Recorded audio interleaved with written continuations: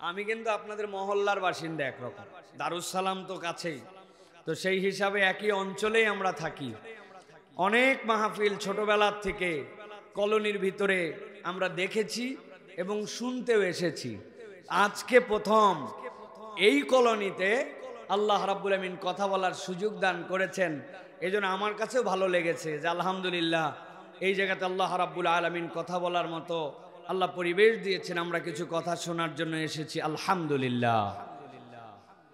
প্রিয় ভাইয়েরা, আমরা এই যে গভীর রাত হওয়ার পথে ঢাকার মানুষ শত ব্যস্ততাকে উপেক্ষা করে আমরা যারা এখানে কোরআনুল কারীমের কথা শোনার জন্য আসলাম, আল্লাহ আমাদেরকে আসার তৌফিক দিলেন, এটা আল্লাহ রাব্বুল আলামিনের একটা দয়া এবং রহমত, ঠিক কি না?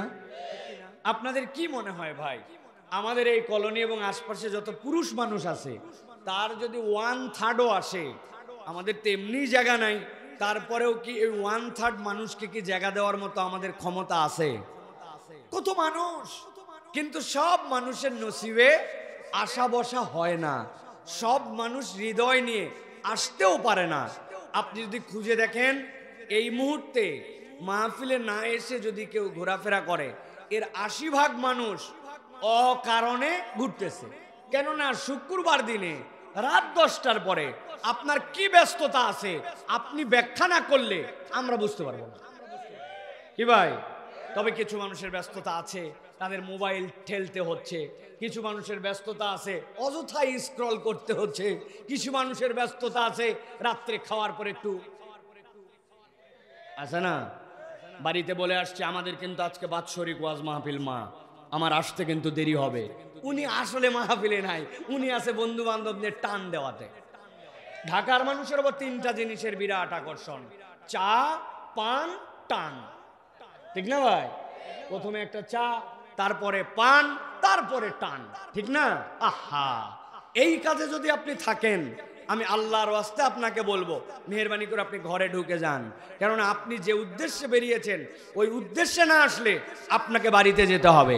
মাহফিল শোনা আপনার জন্য ওয়াজিব, ফরজ নয়, কিন্তু মাহফিলের নামে প্রতারণা করা আপনার জন্য হারাম, ঠিক না? আপনি বলে আসছেন আমি ওয়াজে যাচ্ছি আর আপনি ডুড্ডামি করে বেড়াচ্ছেন, তা হবে না। হয় ভিতরে যাবেন, না হয় আপনি মাহফিলে আসবেন, যে কোনো একটা। আমাদের আবার ঢাকার মানুষজন তো স্মার্ট মানুষ, অনেকে বলে হুজুর দূরে দূরে মাইক, ওয়াজ ভিতরে আছে শোনা লাগবে, মন কি ঠেকা পড়ছে। কথা বলেন, আমি আপনাদের কাছে বলি ঢাকার ভাইয়েরা, আমরা মোবাইলে 2 ভাবে ইন্টারনেট ব্যবহার করি। কয়ভাবে? কথা বলেন। ওই যে মুরব্বী দেখেন, উনি হ বলতেছে, উনি 2 ভাবের কি বুঝতেছে আন্দাজে। একটা হচ্ছে সেলফ ডাটা আর একটা ওয়াইফাই ডাটা। কি ডাটা? সেলফ ডাটা আপনার ফোনের ডাটা সেট আছে, আপনি ব্যবহার করেন, আর একটা ওয়াইফাই, আপনার একটা রাউটার আছে, বাড়িতে ওর রেঞ্জ আছে, আপনার একটা অ্যান্ড্রয়েড অথবা আইফোন, আপনার মোবাইল আছে, পাসওয়ার্ড জানেন, ওই ডাটার থেকে আপনি ঢুকলে রেঞ্জের মধ্যে আসলে আপনি ওয়াইফাই ব্যবহার করতে পারেন, ঠিক কি না? এখন কোনো একদিন আপনার প্রয়োজন পড়ছে কল্যাণপুর যাওয়ার অথবা 1 নম্বরে বাজার করতে যাওয়ার, আপনি ডি টাইপ কলোনির ভিতর থেকে 1 নম্বরে গেছেন, 1 নম্বর কাঁচা বাজারে আপনার মোবাইলের রাউটার ধরবে তো? বুঝে বলেন, ধরবে তো? কারণ কি ভাই? আপনার নেটওয়ার্ক নাই, ইন্টারনেটের বিল দেন নাই, কি নাকি মোবাইল নাই? সব আছে, কিন্তু হুজুর এটার একটা ডিস্টেন্স আছে, আপনি ওই নেটওয়ার্কের বাইরে চলে গেছেন, ঠিক না? আপনি এইটা যদি বোঝেন তাহলে এটা কেন বোঝেন না? দূরে মাইক দেওয়া হয় অনেক সময় মাহফিলটা হচ্ছে জানানোর জন্য, মহিলারা যেন কথা শুনতে পারেন এই জন্য, কিন্তু পুরুষদের জন্য প্যান্ডেল করা হয়েছে। আপনি ওয়াজ শুনতে পারেন ওয়াইফাই ইন্টারনেটে, আপনি ওয়াজ শুনতে পারেন দূরে, আপনার ওয়াজ শোনা হবে, কিন্তু এই যে প্যান্ডেল, এটা আল্লাহর রহমতের ওয়াইফাই জোন। বান্দা যখন এর ভিতরে আসে বসে কথা শোনে, আল্লাহ ওই বান্দাদেরকে ফেরেশতা দিয়ে দোয়া করায়া আল্লাহ ওই বান্দাকে ক্ষমা করে দেন, সুবহানাল্লাহ। ওটা আপনি দূরের মাইক 1 নম্বর থেকে শুনলে কাম হবে। এই জন্য আমি বলতেছি প্রিয় ভাইয়েরা, আমি আপনাদের কাছে দীর্ঘ সময় কথা বলবো না, নির্ধারিত প্রসঙ্গে অল্প সময় কথা বলবো। যাদের সুযোগ আছে দয়া করে এই কোরআনের মাহফিলকে সম্মান করে আল্লাহর ওয়াস্তে ভিতরে ঢোকেন, আস্তে করে বসে পড়েন। ইনশাআল্লাহ এই সময়টুকু জান্নাতের উচ্চ মাকাম পাওয়ার জন্য আল্লাহর কাছে ইবাদত হিসাবে বিবেচিত হবে। আল্লাহ যেন আমাদেরকে কবুল করেন, বলেন আল্লাহুম্মা আমিন। প্রিয় ভাইয়েরা, এই দুনিয়াতে মানুষের নিয়ম, মানুষ যে জিনিসের দাম জানে ওই জিনিসের মূল্য দেয়। কথা কি ঠিক ভাই? কথা কি ঠিক? 3 দিন আগে একটা ভিডিও দেখছি, ভিডিওতে দেখি অনেক জায়গায় মাইকিং করে।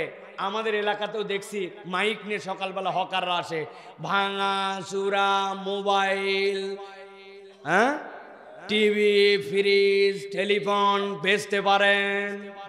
আমি চিন্তা করলাম মোবাইল, টিভি, ফ্রিজ, আবার ওভেন, বাপ কি ব্যাপারই। শুনছেন না আপনারা? আবার এক লোক একটা ভিডিও বানাইছে, ওই লোকের কাছে একটা আইফোন 12 আর আইফোন 13 আছে। ওই 2 ফোনই নিয়ে যায়, বলছে ভাই এই 2টা জিনিস আছে, নিবেন? বলছে নিব ভাই, নেওয়ার জন্যই তো আইছি। বলছে কত দিবেন? বলতেছে ভাই আপনি যেহেতু সকালবেলার কাস্টমার 200 টাকা দিব। ওই লোক বলছে না ভাই 500 টাকার নিচে আমি বেচবো না। ও বলছে ভাই এত ফায়দা হবে না, দুটো নিয়ে সর্বোচ্চ 50-60 টাকা হতে পারে, অথবা আমি 200 টাকা দিব, আপনি চাপাচাপি করছেন তো আরো 20 টাকা দিব। ভাই বুঝেন তো, একদম তাজা ফোন। ওই লোক বলতেছে যে দেখেন ফোন কিন্তু চালু, খোলে। বলতেছে খোলা ফোন কেউ বেচে? জানি ভাই, চালু হলেও কাম হয় না। কিন্তু আইফোন 13 আর 14। তার মানে আমি আপনাকে বলতে চাই, মানুষ যেই জিনিসের দাম জানে ওই জিনিসের মূল্যায়ন করে, ঠিক কি না? দাম না জানলে মূল্য দেয় না। আমার হাতে ঘড়ি, আমার অভ্যাস হচ্ছে যেখানে আমি অজু করি আমার ঘড়ি খোলা লাগবে, যতই ওয়াটার রিসিস্ট হোক আর যাই হোক, ঘড়ি না খুললে আমার শান্তি নাই। কারণ আমি ঘড়ি খুলে এক জায়গায় অজু করে মসজিদে নামাজে গেছি, নামাজের পর একজন আমার কাছে দৌড়ায় এসে বলছে হুজুর ঘড়ি তো থুই আইছিলেন, আমি দেখলাম বলে ওই ঘড়ি ফেরত দিলাম, তাছাড়া কে জানি আপনার ঘড়ি সাইজ করে দিত। আমি বললাম থ্যাংক ইউ ভাই, তোমার কারণে আজকে ঘড়িটা ফেরত পাইলাম। আর মনে মনে ভাবতেছি আমার ঘড়ির দাম ওই সময় 270 টাকা। কয় টাকা? যদি লস হয় কয় টাকা ভাই? কথা বলতে হবে কিন্তু, কয় টাকা? আরেক লোকের হাতের মধ্যে একটা হোয়াইট গোল্ড, ওই হোয়াইট গোল্ডের উপরে একটা পাথর লাগানো আছে, এই পাথরটা হচ্ছে ডায়মন্ড, কিছু দাম না হলেও 50,000। কত? ওইটা পরে ওই লোক 1 নম্বরে বাজার করতে গেছে। আল্লাহর কি কাম, বাজারে যাওয়ার পরে দেখে এক লোক খালি ওই আংটির দিকে তাকায় আছে। আসলে যেই লোক আংটি দেখতেছে হাউমাউ করে, ওই লোক আংটির দিকে তাকায় নাই, ওই লোকটা হচ্ছে লক্ষ্মী টেরা। চিনছেন ভাই? 2 মণি 2 দিকে, ওইটা লক্ষ্মী টেরার টেরা বলার দরকার নাই, এটা না জায়েজ। কিন্তু আমরা যাদের 2 মণি 2 দিকে ওদেরকে টেরা বলি, ঠিক না ভাই? ও যদি এরকম করে দিক তাকায় আসলে দেখতেছে। এখন ওই লোকের হাতে 50,000 টাকা দেবেন আংটি, ও চিন্তা করছে কিরে শুরুর থেকে খালি এই লোক আমার মোবাইল আমার আংটির দিকে তাকায় আছে, আল্লাহ না জানে মনে হয় বুঝেলছে, এই জন্য আস্তে করে আংটি খুলে উনি আস্তে করে পকেটে রাখছে। জিজ্ঞাসা করবো বুঝে থাকলে বলেন, ওই লোক কি আংটি দেখতেছিল না অন্য দিক? কিন্তু আংটি খুলে সামলাইছে আংটির দাম কত আর আমার ঘড়ির দাম কত। তাহলে দাম জানলে মানুষ ওইটার মূল্য দেয়, ঠিক কি না? ভালো করে খেয়াল করেন, আমার আল্লাহ রাব্বুল আলামিন বলছেন মা আসাবা মিন মুসিবাতিন ইল্লা বিইজনিল্লাহ। দুনিয়ার মানুষ ভালো করে জেনে রাখো, দুনিয়ায় তোমাদের যত বালা আসুক, যত মুসিবত আসুক, দুনিয়ায় যত তোমাদের সমস্যা আসুক না কেন, আমি রব্বুল আমিন জানাই রাখলাম দুনিয়ায় যত মুসিবত তোমার হোক সবগুলো আল্লাহ রব্বুল আমিনের জ্ঞাত সারে। আল্লাহর জ্ঞানের বাইরে তোমার কোনো মুসিবত নাই, তোমার কোনো বিপদ নাই, তোমার কোনো বালা নাই। তাহলে রব্বুল আলামিন যদি সব বালা সব মুসিবতের ব্যাপারে খবর রাখেন, জিজ্ঞাসা হবে আল্লাহ রব্বুল আলামিন তাহলে আমাদেরকে কেন মুসিবত দেন? রব্বুল আলামিন কি মুসিবত দিয়ে মজা পান? বান্দা বিপদে পড়ুক আল্লাহ এটা দেখে কি তৃপ্তি পান? নাউযুবিল্লাহ। আল্লাহ বলছেন না বান্দা, বান্দা তোকে যত বড় মুসিবতই দেওয়া হোক না কেন ওইটা রব্বুল আলামিনের জ্ঞাত সারে। তবে আল্লাহ বলছেন ওই মুসিবত তোকে ধ্বংস করে দেওয়ার জন্য নয়, বরং ওই মুসিবতের পরে দুনিয়ার সবচেয়ে একটা নিয়ামত দামি, ওই নিয়ামতটার মূল্য যদি তুই বুঝিস, আমি আল্লাহ একটু তোর জন্য ওইটার দ্বারা তোকে বরকতে মণ্ডিত করে দিতে চাই। যায়। আল্লাহ বলছেন আমি রবের পক্ষ থেকে বান্দার জন্য ঘোষণা থাকলো, ওয়া মান ইউমিন বিল্লাহি ইয়াহদি কলবাহু, এই দুনিয়ার বুকে কেউ যদি আল্লাহর প্রতি ঈমান আনে, আল্লাহকে পূর্ণ আস্থার সাথে বিশ্বাস করে, তার বালা মুসিবত যত বড়ই হোক না কেন, আমার রব বলতেছেন আমি রব ওই বান্দার অন্তরের মধ্যে হেদায়েত দিয়ে দে। আল্লাহ রাব্বুল আলামিন বলছেন আর বান্দা জেনে রাখ, আল্লাহু বিকুল্লি শাইইন আলীম, তোর রব তোর সব বিষয়ে খবর রাখেন। আল্লাহ বলছেন মুসিবত যত বড় হোক, বিপদ তোর যতই আসুক না কেন, তুই যদি আল্লাহর প্রতি ঈমান আনতে পারিস, আমি আল্লাহ চ্যালেঞ্জ হিসাবে তোর জন্য দিলাম, বান্দা মুসিবত যাই হোক হেদায়েতের রাস্তা থেকে তুই কখনো বঞ্চিত হবি না। আল্লাহ বলছেন আমার বান্দাকে হেদায়েত দেব আমি, তার অন্তরের মধ্যে একটা হেদায়েতের নূর ঢুকায় দেব, যদি বান্দা কেবলমাত্র তার ঈমানের দৌলতের দাম বোঝে। সুবহানাল্লাহ। এখন আমাদের অবস্থা হয়েছে এরকম, আমরা আমার ঈমানের দাম বুঝি না। আসলে ওইটার দাম না বুঝলে আল্লাহ রব্বুল আলামিনের কাছে প্রকৃতার্থে মূল্যায়িত হওয়া যায় না। ভালো করে গভীর মনোযোগে খেয়াল করেন, তাহলে আল্লাহ রাব্বুল আলামিন সকল বালা মুসিবতের খবর রাখেন। আল্লাহ রাব্বুল আলামিন বলছেন ওই মুসিবতে যে আল্লাহর প্রতি ঈমান আনে, আল্লাহ রাব্বুল আলামিন তার হেদায়েতের রাস্তা বের করে দেন। আর আল্লাহ বলছেন আল্লাহ সর্ববিষয়ে জ্ঞাত। এখন কথা হচ্ছে রব্বুল আলামিন কেমনে আমাকে মুক্ত করবেন, আমার বের হওয়ার রাস্তা কি? ভালো করে একটা উদাহরণ মাথার মধ্যে ঢুকায় রাখেন, যতদিন বেঁচে থাকবেন ততদিন এইটা দিলের মধ্যে ঢুকায় রেখে দিবেন। ধরেন আপনাদের এখানে একটা কোয়ার্টার 5 তলা 4 তলা, একটা লোক বাহির থেকে তাকায় দেখছে 5 তলার একটা রুম দেখা যায়, ওই রুমের ভিতরে রাত্রেবেলা আলো জ্বলে, দিনের বেলা পাল্লা খুলে যায়, পর্দা মাঝে মাঝে টানে, পর্দা মাঝে মাঝে বন্ধ করে, ওই রুমের মধ্যে মাঝে মাঝে ফ্যান চলে, নিচ থেকে দেখা যায়, আবার লাইট জ্বলে, রাত্রে লাইটও বন্ধ হয়। বুঝে থাকলে উত্তর দিবেন, না বুঝলে উত্তর দিবেন না। যেই 5 তলার উপরের কোনো রুমে আলো জ্বলা, বন্ধ হওয়া, জানলা খোলা, জানলা লাগানো, এই সকল বিষয় দেখা যায়, ওই জিনিসটা যেখানে দেখা যায় তাহলে ওই রুমের মধ্যে কোনো মানুষ আছে না নাই? এখন আপনি বলছেন ওখানে মানুষ থাকে, কিন্তু একজন বলতে যতই মানুষ থাকুক, আমার যতটুকু বিশ্বাস ওই বিল্ডিংয়ের 5 তলায় ওঠার জন্য কোনো সিঁড়ি নাই, কোনো লিফট নাই, কোনো মই নাই, কোনো এমার্জেন্সি ওটাতে ওঠার জন্য কোনো ব্যবস্থা নাই। যদি কোনো লোক বলে যে উপরে মানুষ থাকে 5 তলায় কিন্তু ওইটাতে ওঠার জন্য কোনো ব্যবস্থা নাই, বুঝে থাকলে বলেন তো তাহলে আপনি ওই লোককে কি বলবেন, স্বাভাবিক মানুষ না পাগল? কারণ ওই লোকের পাগল, আপনি পাগল বলবেন কেন? হুজুর ওই লোকের স্ক্রু ঢিল, ঠিক কিনা? আন্দাজে ঠিক বলেন না, মানুষের স্ক্রু কোথায় থাকে? বলবেন হুজুর আসলে এই পাগল আর এই স্ক্রু দ্বারা মূল ওই উদ্দেশ্যে বোঝানো হয় না, মূলত বোঝানো হয়েছে ওই লোকের মাথা স্বাভাবিক নয়, ঠিক কিনা? ভালো করে খেয়াল করেন, আল্লাহ রাব্বুল আমিন বালা মুসিবত জানেন, আল্লাহ রাব্বুল আমিন উদ্ধার করবেন, কিন্তু আল্লাহ রাব্বুল আমিন বলছেন, আল্লাহ রাব্বুল আমিনের একটা তরিকা আছে, বান্দা তুমি যদি ওই মুসিবত থেকে বাঁচতে চাও, রব্বুল আমিন তোমার জন্য 2টা সিঁড়ির ব্যবস্থা করেছেন। আল্লাহ কোরআনে বলছেন ওয়া আতিউল্লাহ ওয়া আতিউর রাসূল, এই দুনিয়ার মানুষ তুমি যদি আল্লাহর কাছে প্রকৃতার্থে মুক্তি চাও, বালে মুসিবত থেকে নিষ্কৃতি চাও, আমি আল্লাহ বললাম 1 নম্বর সিঁড়ির নাম তোমাকে আল্লাহর অনুসরণ করতে হবে। আতিউল্লাহ, রব্বুল আলামিনকে আপনাকে মেনে নিতে হবে, রব্বুল আলামিন আপনাকে যা বলেছেন ওই নির্দেশের মধ্যে পূর্ণ ঢুকতে হবে। এখন মুসিবতও আমাদের আছে, দাবিত ঈমানও আমাদের আছে, কিন্তু আমাদের মুসিবতের সময় আমাদের উদ্ধার হয় না। আপনি তাকালে দেখবেন প্রত্যেকের আমাদের জীবনের দিকে আল্লাহর পূর্ণ ইতাআত আমাদের জীবনে নাই, ঠিক না? ধানাই পানাই আমার যতটুকু মন চাইছে আমি ততটুকু ইতাআত করছি। আল্লাহ বলছেন না, আল্লাহর ইতাআত লাগবে ও আতিউর রাসূল, আর তোমার ইতাআতটা আমার রাসূলের তরিকায় হতে হবে। যদি এই 2 জিনিস ঠিক হয় তাহলে আল্লাহ বলছেন আমি গ্যারান্টার হলাম, মুসিবত যতই হোক উদ্ধার করে দেওয়ার দায়িত্ব আল্লাহ। জিজ্ঞাসা করব ঢাকার মুসলমান, সংক্ষিপ্তভাবে বোঝার চেষ্টা করেন। আমরা তো জানি আল্লাহর ইতাআত করা লাগবে, নবীর তরিকায় আমাদেরকে চলতে হবে জানি সকলে, কিন্তু কেন আমরা এটা মানতে পারি না?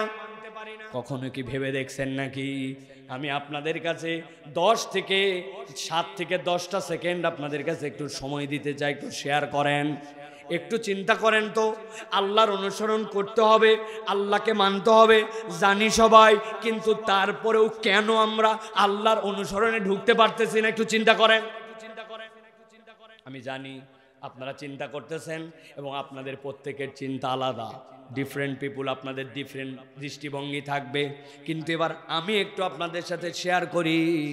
ক্ষুদ্র চিন্তা করে আমি দেখেছি দুনিয়ার মানুষ আল্লাহর যে অনুসরণ করে না, আল্লাহর কথা আমার ইয়াংরা, আমার যুবকরা যে মানতে চায় না, এর অন্যতম কারণ হচ্ছে আল্লাহ রব্বুল আলামিন যে আমাদের কেমন রব আর কেমন রাজ্জাক, এই বিষয়ে আমাদের পূর্ণ ধারণা নাই। আল্লাহ আপনার আমার কেমন রাজ্জাক আর কেমন রব কি ধারণা আমাদের? একটা মানুষ বলছে হুজুর আমাকে আল্লাহ অনেক ভালো রাখছে। কেমনে ভালো রাখছে? বলে আমার খাওয়া নিয়ে কোনো টেনশন নাই, আমার ধান চালের কোনো অভাব নাই, আল্লাহ আমারে ভালো রাখছে। বললাম মানে? বলতেছে আল্লাহ আমার রাজ্জাক রব, আমার খাওয়া প্রাণী, আমার কোনো দুশ্চিন্তা নাই, মানুষের দুয়ারে আমাকে খাওয়ার জন্য যেতে হয় না। এই জন্য উনি চিন্তা করছে আল্লাহ তার রাজ্জাক রব, আল্লাহ তাকে খুব ভালো রাখছে। আপনি যদি আল্লাহ আপনাকে কেবলমাত্র খাওয়ায় আর পড়ায়, আল্লাহ রাব্বুল আমিন আপনার বাজারের টেনশন দূর করছে, এইটাতে যদি আপনি মনে করেন যে আল্লাহ রাজ্জাক রব, তাহলে আল্লাহ রাজ্জাকের রুবুবিয়াতের আপনি 10%ও বোঝেন নাই। আপনি যে ঠিক বলছেন কেউ কেউ না বুঝে, আমি আপনাদের কাছে সংক্ষিপ্ত সময়ে একটু বুঝাই, আপনার দিলটা হয়তো আজকে আনন্দিত হবে যে আপনার রব আমার রব রাজ্জাক, আপনার আমার জন্য কেন তিনি রাজ্জাক। আমি মাঝে মাঝে উদাহরণ দিচ্ছি জানি বোঝানোর জন্য। বলেন তো আপনাদের কাছে যদি জিজ্ঞাসা করা হয় আপনারা যে বাথরুমে টয়লেট ব্যবহার করেন, টয়লেটে কি আপনারা স্যান্ডেল ব্যবহার করেন না করেন না? ও ভাই কথা বলেন একটু, করেন না করেন না? ঘুমায় গেছেন আপনারা? টয়লেটে গিয়ে আপনার স্যান্ডেল ব্যবহার করেন? হঠাৎ করে আপনার ওয়াইফ অথবা আপনার মা অথবা আপনার বাড়িতে আপনাকে বলছে বাজার করে আসার সময় একটা স্পঞ্জ নিয়ে আসবা, তো কেন? কার আবার জুতার সংকট? বলে শোনো আমাদের বাথরুমের স্যান্ডেলটা পিছলা হয়ে গেছে, দেখছিলাম বাচ্চাটার পা পিছলাই গেছিল, আব্বা ঢুকছিলেন আব্বার পা পিছলাই গেছিল, বাথরুমের স্যান্ডেলটা চেঞ্জ করা লাগবে। আমি আপনাদের কাছে জিজ্ঞাসা করি, বুঝে থাকলে বলেন, বাথরুমের ভিতর ঢুকে কি আপনারা কুচকাওয়াজ করেন, দৌড়াদৌড়ি করেন? বাথরুমের ভিতরে আপনি মর্নিং ওয়ার্ক ইভিনিং ওয়ার্ক করেন? বাথরুমের মধ্যে আপনি কত সময়ের জন্য ঢোকেন? 2, 4, 5, 10 মিনিট কয় ধাপ দেন? 20 ধাপ বা 30 ধাপের বেশি দেন না। কিন্তু 5 মাস 6 মাস না যেতে ওই জুতার তলা খোয়ায় যায়, ওই জুতার ফিতা আপনার পায়ের তলায় বেঁধে। এই জন্য আপনার বাথরুমের স্যান্ডেল পরিবর্তন করা লাগে। বান্দা একবার চিন্তা করলো না, যেই বান্দার পায়ের তলার স্যান্ডেল 6 মাস 20 ধাপের বেশি দেওয়া লাগে না বাথরুমে, ওই জুতার তলা খোয়ায় যায়। অথচ 50-60 বছর বয়স হয়ে গেল, পুরা বাড়িতে খালি পায়ে হাঁটে, খালি পায়ে ফুটবল খেলে, খালি পায়ে ধান লাগায়, খালি পায়ে ঘোরাফেরা করে, বাড়ির মধ্যে দৌড়ায়, সবসময় খালি পায়ে থাকার হার আমার 80%। অথচ পায়ের তলের জুতা খোয়াইলো, আর আমার পায়ের তলার চিকন চামড়া, ওই চামড়াটা 60 বছর 70 বছর হলো, আমার পায়ের তলা কখনো ফুটা হয়ে রক্ত বের হলো না। ঠিক না? আল্লাহ রাব্বুল আলামিন বলছেন ইন্নাল্লাহা হুয়ার রাজ্জাকু যুল কুওয়াতিল মাতিন। বান্দা তুই তোর রবকে চিনতে পারিস নাই, তোর রব তোকে কোন যত্ন নিয়ে তার বিয়াত করে একবার তুই ভেবে দেখ। তোর পায়ের তলা যদি খোয়াইতে শুরু করতো, তাহলে 70 বছরের মুরব্বী যারা 1 নম্বরে তাদের কাল্লাগুলা খালি রাস্তাতে ঘুরে বেড়াতো। আমার বয়স 40-এর কাছে, আমার মাজা পর্যন্ত নাই, ঠিক না? আর 90 বছর হলে খালি কান রাস্তাতে ঘুরে বেড়ায়। আপনি হিসাব করেন নাই রব্বুল আলামিন আপনার আমার কেমন রব। এখানে কোনো ভাই যদি 70 বছর বয়সী থাকেন একটু হাত তোলেন তো ভাই। কোনো আমার মুরব্বী 70 ইয়ার্স, ওই যে আমার চাচা একটু এবার করেন তো, ওই যে মুরব্বী চাচা, এই যে, হ্যাঁ এই দেখেন দাঁত বাইর করছে চাচা, 70 বছর বয়স, কি সুন্দর ঝকঝকা দাঁত আমার মুরব্বীর। কেন এই কথা বললাম? আমি আমার মায়ের প্রথম সন্তান, বড় সন্তান, আমরা 7 ভাই বোন। আমি হওয়ার পরে নাকি আমার দাঁত একটু আগে আগে উঠছে। বাচ্চা কাচ্চার যে দাঁত ওঠে 10-11 মাসে দাঁত উঠে গেছে সামনের দুইটা। যেই মায়ের সন্তানদের দাঁত উঠে আগে, ওই মায়েরাই কষ্টটা জানে। মায়েরা জানে কেন, ভাঙ্গিও তো বলার দরকার নাই, ঠিক কিনা? আমার দাঁত উঠছে ওই যে 1-1.5 বছর বয়সে, আজকে 40 বছর মুরব্বির 70 বছর। আপনি কখনো কি খেয়াল করে দেখছেন ওই যে আধা ইঞ্চি দাঁত যেইটা বড় হলো, ওই দাঁত ওই জায়গায় এসে থেমে গেল। 70 বছরে আপনার দাঁত আর বাড়লো না। আর প্রত্যেক বৃহস্পতিবার না আসতে নেল কাটার নিয়ে বসতে হয়, নখ না কাটলে বড় হয়ে যায়। আপনার রব কেমন রব? একই শরীরে আপনার নখ বাড়লো আর আপনার দাঁত বাড়ে না কাটেন তাইলে আপনার চলে না, অথচ গোপের থেকে 4 আঙ্গুল মাপে উপরে ওই জায়গাতে আপনার ভুরু আর চোখের পাপড়ে কোনোদিন ওইটা কাটা লাগলো না। আল্লাহ বলছেন তুমি তোমার রবকে চিনতে পারো নাই, কত যত্ন করে রব তোমাকে লালন করেন। সুবহানাল্লাহ। ওই রবকে আমি চিনি নাই, যেই রব আমাকে এরকম নিয়ামতের রাজিতে ভাষায় রেখেছেন। আমি জিজ্ঞাসা করব, উত্তর দিবেন ভালো করে।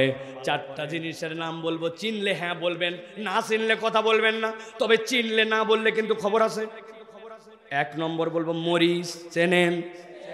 লবণ, রসগোল্লা, তেঁতুল। এবার জিজ্ঞাসা করব মরিচের স্বাদ কেমন, রসগোল্লা, তেঁতুল, লবণ, তিতে। ভালো করে খেয়াল করেন, এমনি এমনি এইটা জিজ্ঞাসা করাই নাই, বোঝানোর জন্য। আপনি ঝাল লবণ ওইটা দিয়ে আপনি তেঁতুল মাখায় মাখায় খাইছেন, খাওয়ার পরে ঝাল লেগে গেছে, আপনি শেষে একটু রসগোল্লা খাইছেন। আবার আপনি একদিন বাড়িতে ভাত খাইছেন, কল্লা দিয়ে প্রথমে মাখায় খাইছেন, এরপরে গরুর গোস্ত খাইছেন, তারপরে শেষের দিকে একটু সিলেটের মানুষ হলে ট্যাঙ্গা খাইছে, এরপরে শেষে দই মিষ্টি খাইছে, একই পেটের মধ্যে গেছে, ঠিক কিনা? ভালো করে বুঝে থাকলে বলেন, কথা কিন্তু ঠান্ডা মাথায় বোঝেন। আপনার পেটের মধ্যে যেই না সব চলে গেছে, রব্বুল আমিন আপনার পেটের মধ্যে ঢুকাইছেন এইগুলা, এই পর্যন্ত থামেন। এবার একটু ভিন্ন জায়গায় জিজ্ঞাসা করি।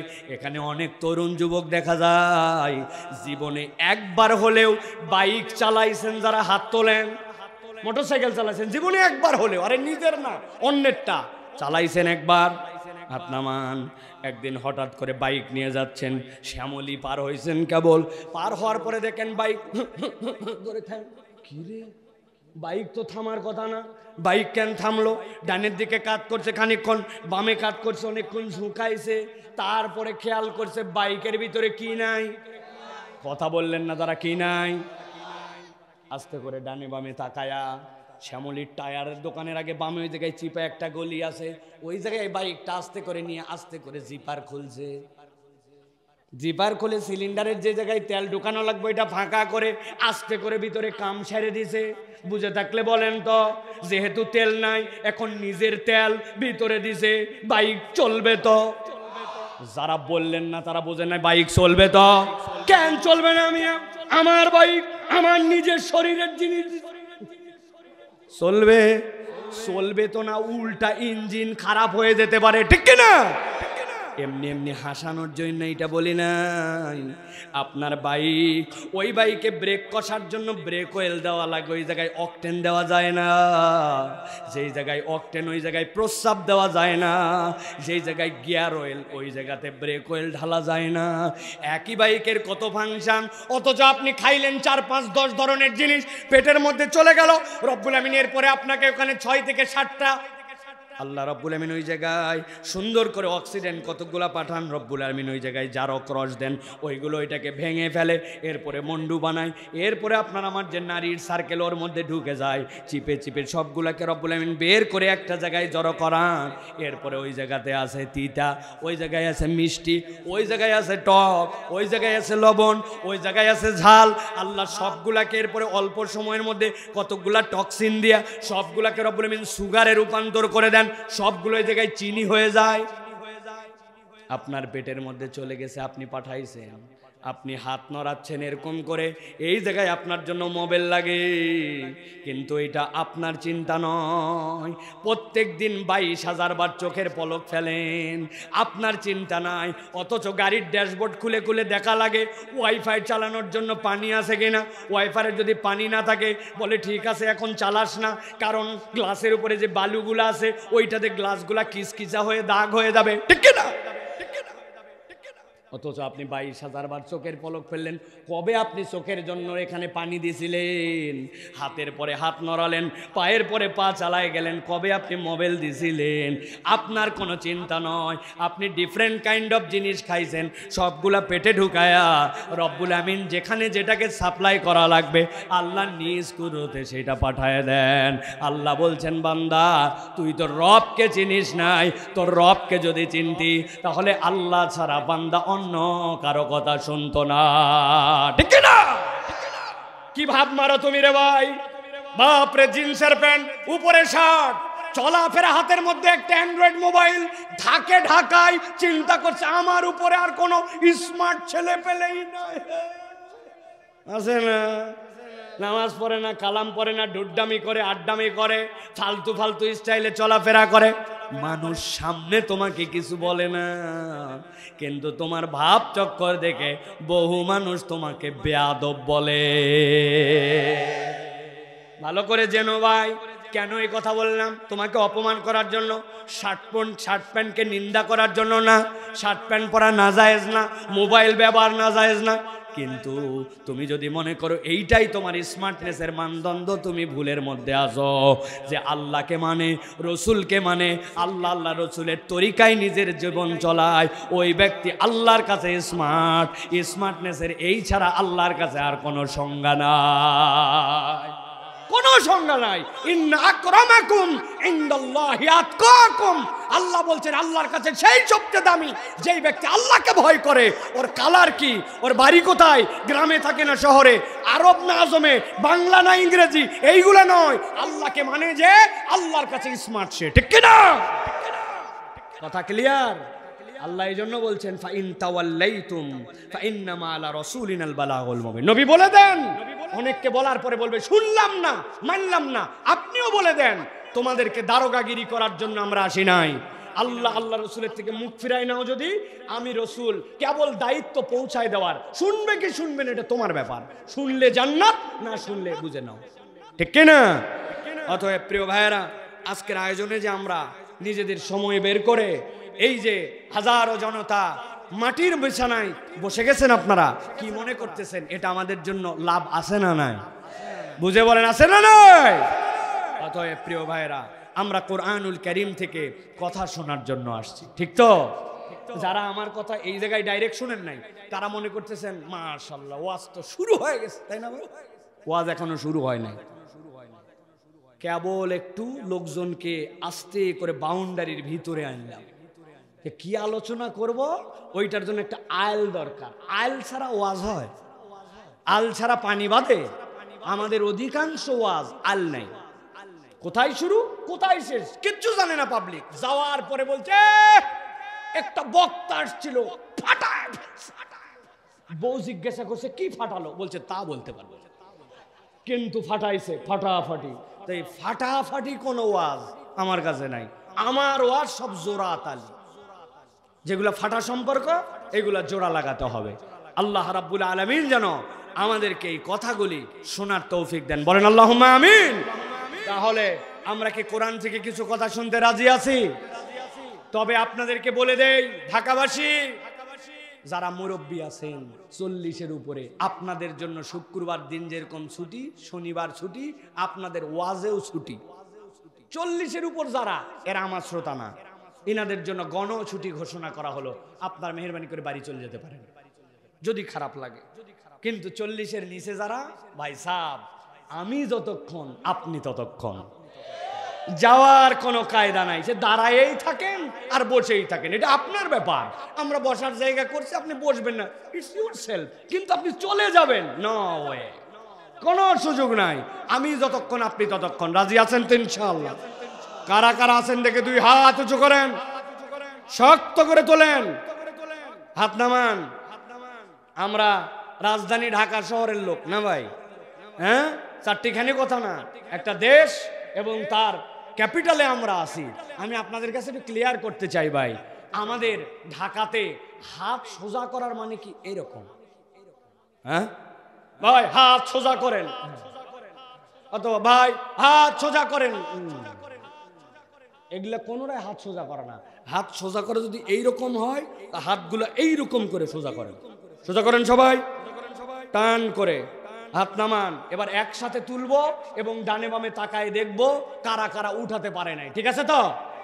যদি মুরব্বী হন, হাত যদি ভাঙ্গে গেছে, সোজা হয় না, পঙ্গু হাসপাতালে ছিলেন, সে ভিন্ন কথা।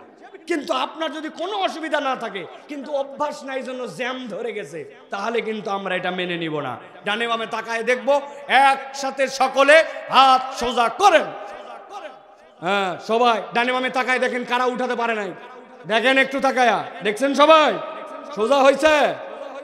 সোজা হয়েছে সবার? সোজা করেন, সোজা।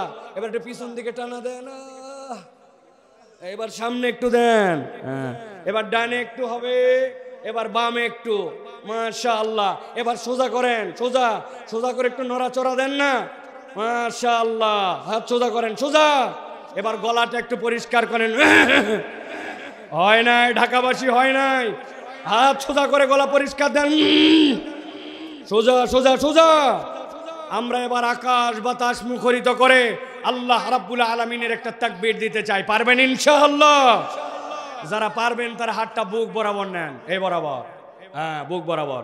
আমি যখন বলবো লিল্লাহি তাকবীর, আপনারা তখন হাত দুটো আসমানের দিকে ছুড়ে দিয়ে আল্লাহু আকবার বলে হাত আবার নামাই নেবেন। পারবেন ইনশাআল্লাহ? জীবনের কোন জোরে তাকবীর দেই নাই, আজকে আল্লাহকে খুশি করার জন্য, শয়তানকে পরাজিত করার জন্য, ঈমানকে শান দেওয়ার জন্য, আল্লাহর নামকে আরশে আজিম পর্যন্ত আনন্দের সাথে পৌঁছানোর জন্য একটা আকাশ বাতাস মুখরিত করে তাকবীর দিতে চাই। যারা এরকম বলিষ্ঠ কণ্ঠে তাকবীর দিতে পারবেন তারা বলেন আল্লাহুম্মা আমিন, আর যারা পারবেন না তারা বলেন আল্লাহুম্মা আমিন। আহা, আছে না ভাই? আছে। যত ভামপট্টি দেন কাজ হবে না, আছে না একদল ভাই? আমি দেখছি তো ভাই, সারা দেশ তো ঘুরতেছে, আল্লাহ ঘুরাচ্ছেন প্রিয় ভাইরা।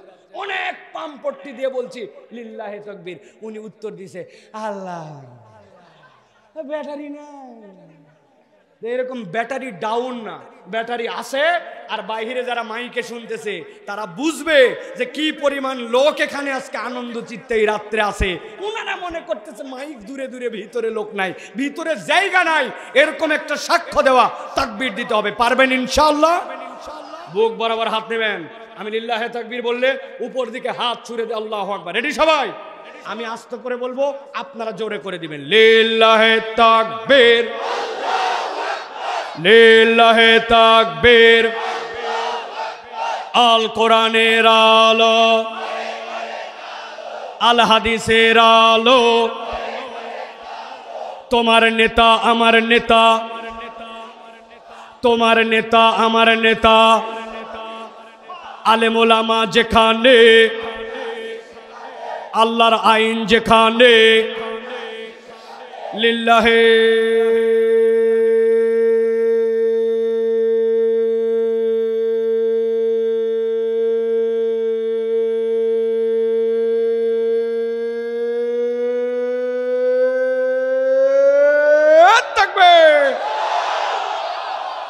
আলহামদুলিল্লাহ। হাত নামান। শয়তান এদিকে 1 নম্বর পার, ওদিকে বাংলা কলেজ পার, ঠিক কিনা?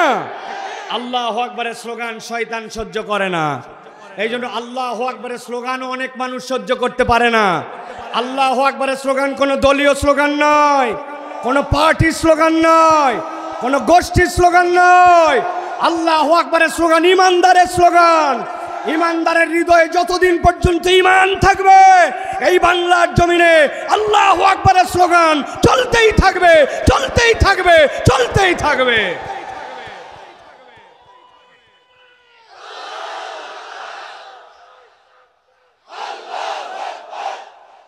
আল্লাহ রাব্বুল আলামিন আমাদেরকে তার দ্বীনের পক্ষে থাকার তৌফিক দান করেন। আগামীর বাংলাদেশ বৈষম্যহীন বাংলাদেশ, আগামীর বাংলাদেশ তরুণ যুবকদের বাংলাদেশ, আগামীর বাংলাদেশ আলেম ওলামার বাংলাদেশ, আগামীর বাংলাদেশ ইসলামের পক্ষের বাংলাদেশ, আগামীর বাংলাদেশ ভারতীয় আধিপত্যবাদের বিরুদ্ধে রুখে দাঁড়াবার বাংলাদেশ, আগামীর বাংলাদেশ আল্লাহর আইন দিয়ে শাসিত হওয়ার বাংলাদেশ। ওই বাংলাদেশে আল্লাহু আকবারের স্লোগান পছন্দ করে না যারা, ইমানদারের সম্পর্ক তাদের সাথে নাই। কথা ঠিক মনে থাকবে তো?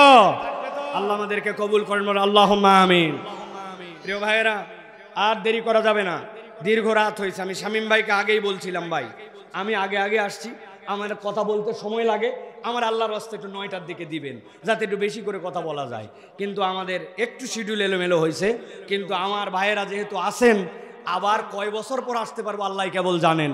এই জন্য আমরা একটু কোরআন থেকে সরাসরি কিছু কথা শুনে যাব। মা বোনেরা যারা আপনারা কোয়ার্টারে আছেন, দূরে আছেন, প্রত্যেক দিনই তো ব্যস্ত থাকেন মা, প্রত্যেক দিনই তো মোবাইল চালান, বাচ্চাদের সাথে গল্প করেন, সাময়িক একটু টিভি খবরের জন্য দেখেন। আজকে এগুলো একটু বাদ দেন, দিয়ে মাইকের শব্দটা যে পর্যন্ত যাচ্ছে জানলাটা একটু খুলে দিয়া, একটু দিলটা লাগায়া জায়নামাজটার উপরে অথবা বিছানার উপরে একটু উঠে একটু বসেন, একটু কোরআনের এই কথা শোনেন। না জানি এই কথা আমাদের জন্য হেদায়েতের ওসিলা হয়ে যেতে পারে, ঠিক কি না? আল্লাহ যেন আমাদেরকে কবুল করেন, বলে আল্লাহুম্মা আমিন। আর দেরি নয়, সরাসরি আমরা এখন কোরআনুল কারীমের মধ্যে প্রবেশ করব। বিতাড়িত শয়তান থেকে আশ্রয় প্রার্থনা করে সমস্বরে একযোগে আমরা সকলে সকল ক্লান্তি, জড়তা, সকল সততা, সব ধরনের আমাদের অপারগতা, এইগুলাকে দূরে ঠেলে শয়তানকে পরাজিত করার নিয়তে আল্লাহর শেখানো বাক্যে আমরা সরাসরি কোরআনে ঢুকছি। সকলে পড়েন আউযু বিল্লাহি মিনাশ শাইতানির রাজিম, বিসমিল্লাহির রাহমানির রহিম। ওয়াতলু আলাইহিম নাবা'আল্লাযী আতাইনাহু আয়াতিনা فانسلخ منها فأتبعه الشيطان فكان من الغاوين। আমার আল্লাহ রাব্বুল আলামিন নবীজি সাল্লাল্লাহু আলাইহি ওয়াসাল্লামকে বলছেন, ও আমার হাবিব, আপনাকে মক্কায় জাজিরাতুল আরবে ওই ভূখণ্ডের মধ্যে প্রেরণ করা হলো, যেই জায়গাতে আপনি যে সময় আছেন সর্বোচ্চ মানুষের সংখ্যা হয়তো 5 থেকে 6 লক্ষ হতে পারে, কিন্তু আপনাকে কিয়ামত পর্যন্ত অনাগত মানুষের জন্য পয়গম্বর করে প্রেরণ করা হয়েছে। ইব্রাহিম আলাইহিস সালাম খানায় কাবার চত্বরে আল্লাহর কাছে দোয়া করেছিলেন, খেয়াল করেন, ইব্রাহিম ছিলেন খলিলুল্লাহ, কি নাম? আর ওই দোয়ার মধ্যে একজন আমিন আমিন বলেছিলেন, তিনি ছিলেন ইসমাইল। ইসমাইল হচ্ছেন জবিহুল্লাহ। ইসমাইল কি?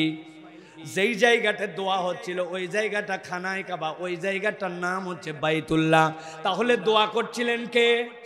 বলেন কে? খলিলুল্লাহ। বলেন না, আমিন বলছিলেন কে? জবিহুল্লাহ। যেই জায়গায় দোয়া কবুল, যেই জায়গায় দোয়া করা হচ্ছিল জায়গাটা কি? বাইতুল্লাহ। আর যিনি এই দোয়া করার যোগ্যতা আর এই দোয়া কবুল করতেছিলেন তিনি ছিলেন স্বয়ং আল্লাহ। ইব্রাহিম আলাইহিস সালাম দোয়া করলেন, ওয়াইয ইয়ারফাউ ইব্রাহিমুল কওয়াইদা মিনাল বাইতি ওয়া ইসমাঈল রব্বানা তাকাব্বাল মিন্না ইন্নাকা আনতাস সামিউল আলিম। খানায় কাবা নির্মাণের পরে ইব্রাহিম আর ইসমাইল মিলে হাত তুলেছেন আল্লাহর কাছে। আল্লাহর কাছে এই ঘরকে কবুল করতে বললেন। আল্লাহ বলছেন, ঘর তো এমনি এমনি কবুল হবে না, আপনার দিলে আমি এখন ঢেলে দিলাম, আপনি এখন একটা দোয়া করেন, রব্বানা ওয়াবআস ফীহিম রাসূলাম মিনহুম। আয় রব, আপনি তাদের মধ্যে এমন রাসূল প্রেরণ করেন যার কমসে কম 4টা কোয়ালিটি থাকবে, ইয়াতলু আলাইহিম আয়াতিক ওয়া ইউযাক্কিহিম ওয়া ইউআল্লিমুহুমুল কিতাবা ওয়াল হিকমা। ওই মানুষগুলার মধ্যে থেকে একজন পয়গম্বর দিবেন যিনি কিতাব তেলাওয়াত করে করে শোনাবেন। আল্লাহ রাব্বুল আলামিন ইসহাক আলাইহিস সালামকে ইসমাইলের ছোট ভাই বানাইছিলেন, কিন্তু ইসহাক আলাইহিস সালামের বংশ থেকে লক্ষ লক্ষ পয়গম্বর, আল্লাহ ছাড়া কেউ জানেন না কতগুলো, কিন্তু ইসমাইল আলাইহিস সালাম থেকে একটাই মাত্র পয়গম্বর, তিনি আপনার আমার নবী, ইমামুল আম্বিয়া, খাতামুন নবীন, মুহাম্মাদুর রাসূলুল্লাহ সাল্লাল্লাহু আলাইহি ওয়াসাল্লাম। আল্লাহ বলছেন নবী আপনাকে আমি বললাম গভীর মনোযোগে খেয়াল করেন, ওয়াতলু আলাইহিম, আপনি তাদের কাছে তেলাওয়াত করেন। কি তেলাওয়াত করবেন? নাবা আল্লাযী, এমন একটা সংবাদ, আতাইনাহু আয়াতিনা, যাদেরকে আমি আমার পক্ষ থেকে আয়াত দান করেছিলাম, যাদেরকে আমি আমার পক্ষ থেকে আল্লাহর নিদর্শন দিয়েছিলাম। আব্দুল্লাহ ইবনে মাসউদ বলতেছেন এইটা কার ব্যাপারে আল্লাহ বলছেন জানো নাকি? ওই লোকের নাম ছিল বালআম ইবনে আবার, বাড়িটা ছিল ফেরাউনের ওই মিশরে। ফেরাউনের সমসাময়িক ব্যক্তিত্ব, যোগ্যতা কি?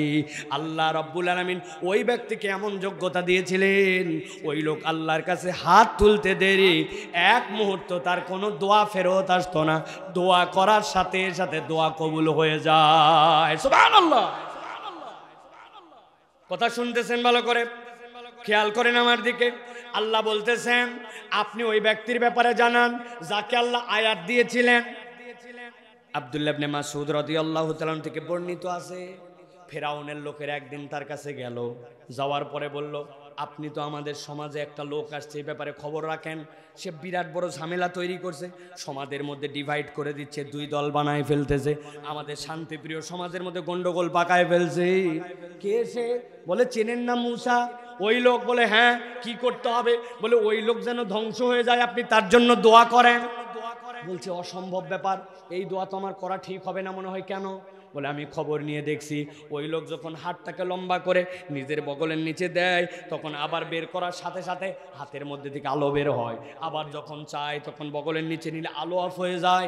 আজব ব্যাপার, এটা স্বাভাবিক কোনো মানুষের কর্ম নয়। তোমরা সবাই বলছো তাকে জাদুকর, আমি যতটুক বলছি জাদুকর সে নয়। কেন? বলে জাদুকর যখন ঘুমায় যায়, চলমান জাদুর ক্রিয়া তখন তার থেকে হারায় যায়, কিন্তু সে তো এমন লোক অনেকগুলা মেষ নিয়ে মাঠের মধ্যে যায়, যাওয়ার পরে যখন ঘুম আসে গাছের নিচে ঘুমায়, আর তার হাতের একটা লাঠি থাকে ওটা গেড়ে দেয়। কোনো একটা মেষ যদি কোনো একদিকে ছুটাছুটি করতে চায়, এক মুহূর্তে দেরি হয় না, ওই লাঠিটা উঠে পিটায়া মেষগুলাকে লাইনে আনে, আবার নিজে নিজ ওই জায়গায় দাঁড়ায় যায়।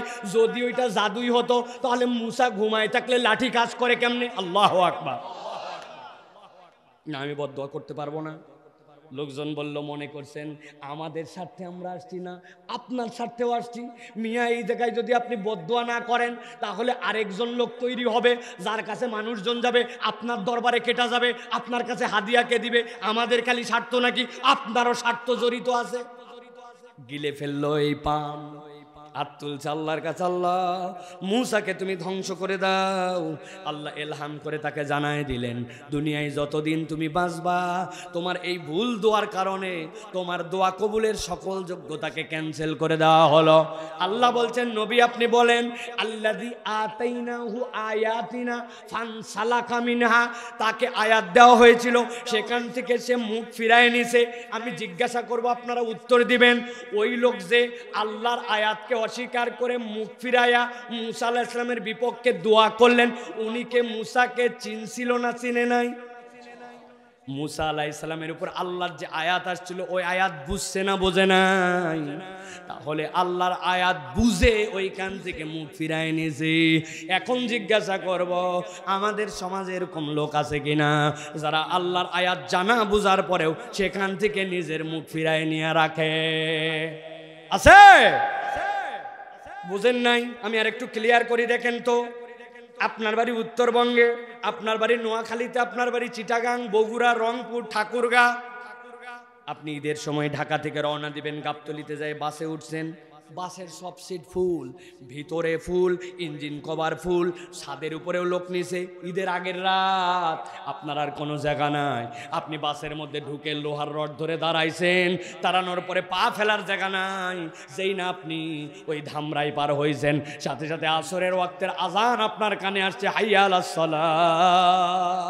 এইটা শুনে তো নামাজির ভিতরে অস্থির লেগে গেছে, আসরের নামাজ তো পড়া লাগবে, কিন্তু ওই বাস দাঁড়ায় না, নামার জায়গা নাই, ডানে যাওয়া যায় না, বামে যাওয়া যায় না, তায়াম্মুম করবে পরিবেশ নাই, দাঁড়ায় যে ইশারা করবে এই রকমও নাই, চাপা চাপি। এইরকম করে থাকতে থাকতে তার আসরের নামাজটা ফৌত হয়ে গেছে, কাজা হয়ে গেছে। বুঝে থাকলে উত্তর দেন। এই লোকের যে নামাজটা নষ্ট হলো, এই নামাজটা কি সে অনিচ্ছায় নাকি ইচ্ছায়, ইচ্ছায় নাকি অনিচ্ছায়, কোন কারণে এই নামাজ ত্যাগ করছে? ইচ্ছা ছিল কিন্তু পড়তে পারে নাই, ঠিক কিনা? কিন্তু আপনাদের D type colony, Dhaka, Bangladesh, দুনিয়া বিভিন্ন জায়গায় এরকম মানুষ আছে কিনা? আজানের পর আজান হয়ে যায়, মোবাইল চাপে, মসজিদের পাশে চায়ের দোকানে বসে থাকে, আড্ডাবাজি করে, খেলার মাঠে থাকে, মাঠে নিজের কাজ করে, দোকানদারি করে, চাইলেই নামাজ পড়তে পারে, কিন্তু আল্লাহর আহ্বানকে উপেক্ষা করে নামাজে হাজিরা দেয় না। এই লোকটা যে নামাজ পড়ে না, এই লোক যে নামাজ বাদ দিল, এটা কি অনিচ্ছায় না ইচ্ছায়? বুঝে বলেন, কিন্তু অনিচ্ছায় না ইচ্ছায়? ভালো করে চলেন, সামনে আগাই। আল্লাহ বলছেন ওই লোকের চরিত্র নম্বর 1 ছিল আল্লাযী আতাইনাহু আয়াতিনা ফানসালাকা মিনহা। ওই ব্যক্তিকে আয়াত দেওয়া হয়েছিল, কিন্তু ওই আয়াত থেকে সে নিজের মুখ ফিরায় নিয়েছে। যেই না কোনো ব্যক্তি আল্লাহর আয়াত থেকে জেনে বুঝে মুখ ফিরাবে, আল্লাহ বলছেন সাথে সাথে 2 নম্বর একটা অপরাধ তার জীবনে এসে যাবে। কি অপরাধ? আল্লাহ বলছেন ফাতবাহু শাইতান ফাকানা মিনাল গাওয়িন। আল্লাহ বলছেন বান্দা, যেই বান্দা আল্লাহ রাব্বুল আলামিনের জেনে বুঝে নিদর্শন থেকে মুখ ফিরাবে, আল্লাহ বলছেন সাথে সাথে শয়তান তার পিছে লেগে যাবে। আর একবার শয়তান যার পিছনে লাগে, আল্লাহ বলছেন পথভ্রষ্ট হওয়া ছাড়া তার কোনো উপায় নাই। কথাটা মনে হয় ভালো করে বুঝেন নাই। আমি একটু সুন্দর করে আর একটু বুঝাই, 15 সেকেন্ড লাগবে, ভালো করে খেয়াল করেন। আপনার কোনো একটা বাচ্চা, ছেলে, মেয়ে অথবা কাউকে আপনি মাঝে মাঝে বকা দেন, এই এই শয়তানি করবি না, বলেন না ভাই? এই এই দুষ্টামি করবি না, শয়তানি কাজ, এখান থেকে তুই সর বললাম, বলি কি না? তার মানে কি, যেই শয়তানি করবে না বলতেছেন, ওইটাকে আপনি শয়তানি কাজ হিসাবে ট্রিট করছেন, ওইটা করলে সে শয়তানের অনুগামী। কিন্তু আল্লাহ বলছেন না, যেই ব্যক্তি জেনে বুঝে আমার আয়াত অস্বীকার করবে, শয়তানের সে অনুগামী নয়। ফাতবাহু শাইতান, শয়তান তখন তার পিছে লেগে যায়। আর একবার যদি কারো পিছে শয়তান লাগে, আল্লাহ বলছেন ফাকানা মিনাল গাওয়িন, ওই ব্যক্তি অবশ্যই অবশ্যই পথভ্রষ্ট হয়ে যাবে। তাহলে এই জায়গায় অপরাধ হচ্ছে 2টা। কয়টা? কথা বলেন একটু, অপরাধ কয়টা? চলেন সামনে যাই। আল্লাহ বলছেন ওয়ালাউ শি'না, যদি আমি চাইতাম, লারাফানাহু বিহা, ওই ব্যক্তির মর্যাদাকে আমি আসমানে উঠাই দিতে পারতাম। আল্লাহ বলছেন তুমি যদি আল্লাহর আয়াতের উপরে, আল্লাহর নিদর্শন আল্লাহ যতটুকু দিয়েছেন ওইটার উপরে তুমি যদি অটল অবিচল থাকতা, তুমি মনে করছো আল্লাহর আয়াত, আল্লাহর হুকুম এখান থেকে দূরে থেকেই বোধহয় সফল হওয়া যায়। আল্লাহ বলছেন না, তুমি যদি আল্লাহর নিদর্শনের উপরে থাকতে, আমি আল্লাহ চাইলে তোমার মর্যাদা আসমানে উঠাতাম। সুবহানাল্লাহ। কিন্তু এই লোক আরো 2টা অপরাধ করে বসলো।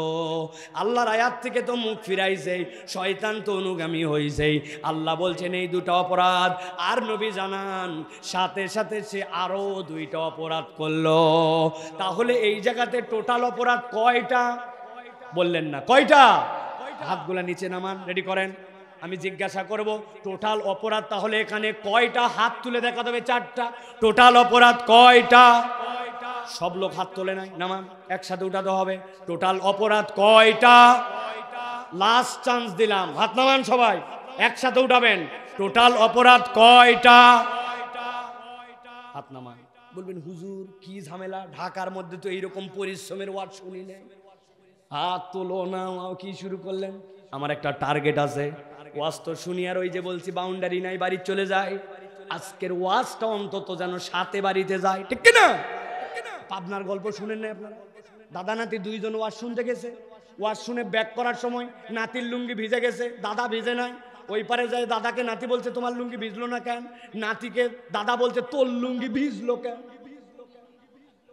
বলছে আমরা 2 জন একই সাইজের। হুজুর ওই পারে ওয়াজ করছে, হাঁটুর উপরে কাপড় তোলা জায়েজ নাই মুসলমানের জন্য, ছেলে মানুষ হলে হাঁটুর নিচে, নাভির উপরে এটা সতর। আমি যখন খাড়ি পার হচ্ছিলাম, ছোট নদী, তুলতে তুলতে তুলতে তুলতে দেখলাম এই পর্যন্ত উঠার পর তো কাপড় উঠে যায়। নিয়ত করলাম যাওয়া হয় হবে, কাপড় ভিজলে বাড়ির যে আমি চেঞ্জ করব, এই জন্য আমার হাঁটু সহ কাপড় সহ ভিজে গেছে, কিন্তু তোমার লুঙ্গি ভিজলো না কেন? বলতেছে ওরে বেকুবের বেকুব, 70 বছর ধরে ওয়াজ শুনি, জীবনে কোনোদিন নদী পার করি নাই, আর প্রথম দিনেই তুই কামসারের লুঙ্গি ভিজালি। ওয়াজ শুনে যদি পরিবর্তন হতে চায়, একদিনে আমার তকদিরের জন্য হেদায়েত হয়ে যেতে পারে। আর যদি মনে করি ওয়াজ শোনা বিনোদন, তো প্রত্যেক দিন মাহফিল শুনলেও কাজ হবে না, ঠিক না? তাহলে এবার বলেন, তাহলে টোটাল অপরাধ কয়টা? হাত ওঠেনি যাদের, শেষ চাল অপরাধ কয়টা? ওই যে একটা গোলাপি শার্ট পরে আমার ওই যে খুঁটির গোড়া চাচা হাত তোলে না, আমি দেখছি। ঠিক আছে, হাত নামান প্রিয় ভাইয়েরা, ভালো করে খেয়াল করেন। আল্লাহ বলছেন ওয়ালাউ শি'না লারাফা'নাহু বিহা ওয়ালাকিন্নাহু আখলাদা ইলাল আরদ ওয়াত্তাবা হাওয়া। আল্লাহ বলছেন আমি চাইলে তার মর্যাদা বাড়ায় দিতাম। এক নম্বর জেনে বুঝে আল্লাহর আয়াত অস্বীকার করছে, দুই নম্বরে শয়তান তার অনুগামী, তিন নম্বরে আল্লাহ বলছেন ওয়ালাকিন্নাহু আখলাদা ইলাল আরদ, ওই মানুষটা যদিও মানুষ কিন্তু একটা পশুর ক্যারেক্টারে ঢুকেছে। দুনিয়াতে চার পাওয়া যত জন্তু আছে, আরবিতে খুলদুন মানে জমিনমুখী হয়ে থাকে। ওর চার হাত পা, মাথা যদি উঁচু করে কিন্তু দিন শেষে ওর মাথা সবসময় নিচে, এরকম একটা প্রাণীর নাম বলেন গরু। চিনছেন না আপনারা? ছাগল, এরকম যে প্রাণী, ওই প্রাণীগুলা যদিও দুই পা দিয়ে মাঝে মাঝে উঠে, মাথা যদি উঁচু করে কিন্তু ওর চরিত্র হচ্ছে সব সময় মাথাটা নিচের দিকে থাকা। আল্লাহ বলছেন দুনিয়াতে এরকম ক্যারেক্টারের কতক মানুষ আছে, হালাল হারাম বিবেচনা করে না, ডান বাম দেখে না, আল্লাহর হুকুমের পরোয়া করে না, ওর চাই খালি দুনিয়ার দুনিয়া। ও দুনিয়ার স্বার্থে নিরেট সে ব্যক্তিগত জিন্দেগিতে দুনিয়াদার হয়ে গেছে। এরকম মানুষ আমাদের সমাজে আছে কিনা? চিনেন দু একজনকে? আমি দুইজনকে চিনাই দেই, দিব, রাগ করবেন না তো আপনারা? ওই লোক যদি চিনে ফেলেন তাহলে তো মুশকিল। বাজারে গেছেন ঈদের মধ্যে এক নম্বরে অথবা অন্য কোনো জায়গায়, আপনাকে দেখে বলছে আপনার মতো চেনা লোক বলে কেনা দামে দিলাম। আপনি তো ঘাবড়ায় গেছেন, কিরে আমাকে চিনলো কেমনি? আসলে বাপ দাদার জন্মে আপনাকে দেখে না, আপনাকে বানাইছে চেনা লোক, কেনা দামে দিলাম বলে 500 টাকা কাল্লা কাটছে। এরকম দোকানদার আছে না? এত বড় দাড়িওয়ালা, আপনার সাথে হালাল মাল হালাল দোকান, কিন্তু দুনিয়ার একটু স্বার্থে মিথ্যা কথা বলে তার ব্যবসাকে হারাম করে, আছে কিনা? আপনি আমার বৌনির কাস্টমার, 11টার সময় আপনি 83 নম্বর কাস্টমার, কিন্তু আপনাকে কয় বৌনির কাস্টমার। কথা বলেন আছে কিনা? নিরেট দুনিয়াদার, ও দুনিয়ার স্বার্থে কেবল আল্লাহর বিধানকে জলাঞ্জলি দেয়, দুনিয়ার স্বার্থে হালাল হারামের পরোয়া করে না, ঠিক কিনা? বহু মানুষ আপনি দেখবেন কৃষক আছে, যদিও আপনার এখানে বসে আছেন আমি জানি, প্রত্যেকের অরিজিন আমাদের গ্রাম থেকে উঠে আসছি, ঠিক কিনা? গ্রামের দিকে কোদাল কান্দে নিয়ে সকালবেলা মুরব্বী মাঠে চলে যাচ্ছে। লোকজন বলছে কি ব্যাপার চাচা, এত সকালে আপনি কাজ করতে যান? বলে রোদ উঠলে আমি কাজ করতে পারি না বাবা, এই জন্য জমির আলটা একটু কাটতে যায়। আসল উদ্দেশ্য মুরব্বীর আল কাটা না, ওই পারের জমির সাথে যার আল লাগানো, উনি ওই পারের লোকের আল কাটার নামে আলটা একটু কোপায়া নিজের জমি 4 আঙ্গুল একটু ঠেলতে চায়। আমাদের দেশে অভ্যাস আছে কি নাই?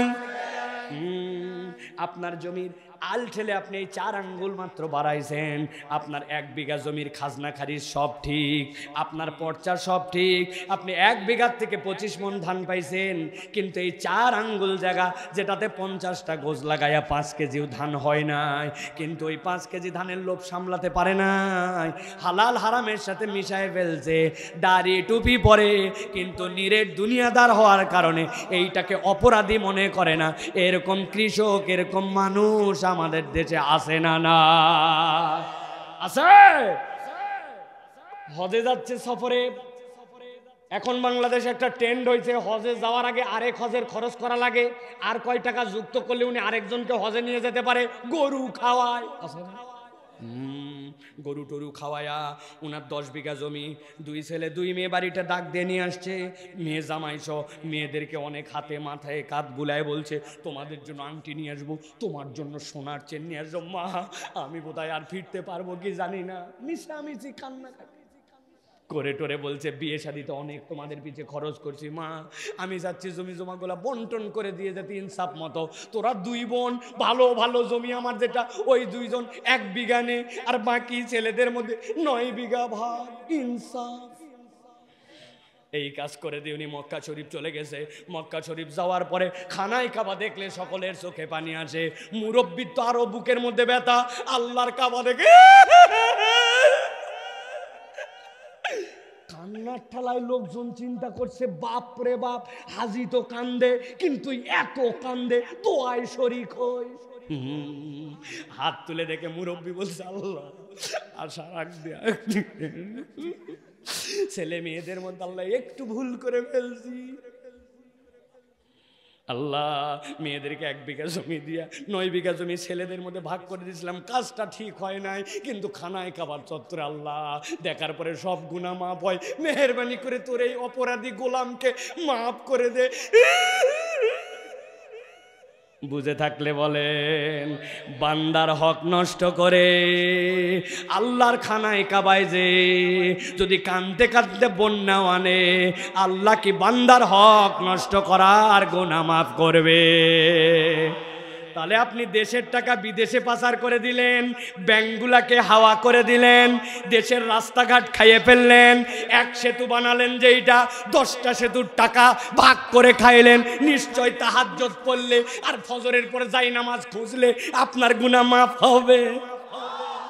মনে করছেন বাপ রে বাপ বিরাট কাম করছি, দেশের থেকে টপ করে চলে গেছি।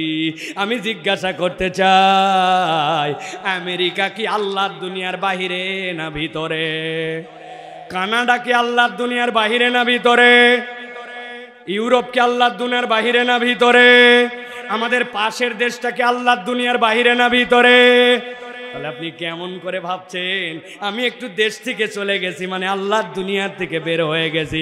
আপনি যদি হিসাব বরাবর করে জাতির কাছে ক্ষমা না চান, এইটা কেবল বের হওয়ার শুরু, জাহান্নামে না যাওয়া পর্যন্ত শেষ হবে না।